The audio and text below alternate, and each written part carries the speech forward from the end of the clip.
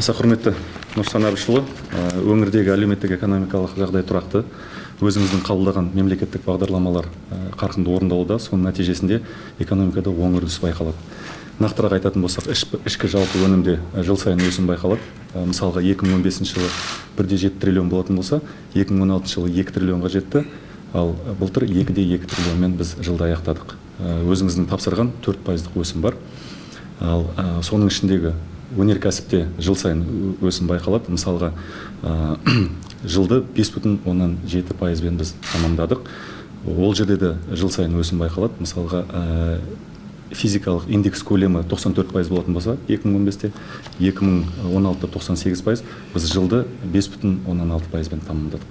Соның ішінде өзіңіздің тапсырған өңдеу өнеркәсібі бар. Өңдеу өнеркәсібінде де қарқын бар. Ол жерде де физикалық көлем 72% болды 2 жыл бұрын, содан 104 болды. Өткен жылы 5,7%-бен біз тамамдадық. Бұған үлкен қолдау көрсетіп отқан сіздің қабылдаған индустриялық инновациялық даму бағдарламасы. Сонымен бірге құрылыста да қарқын бар. Өткен жылы біз 42%-ға артық бұрынғы жылға санағанда үйді тапсырдық. Оған нұрлы жер бағдарламасы үлкен қолдау көрсетті.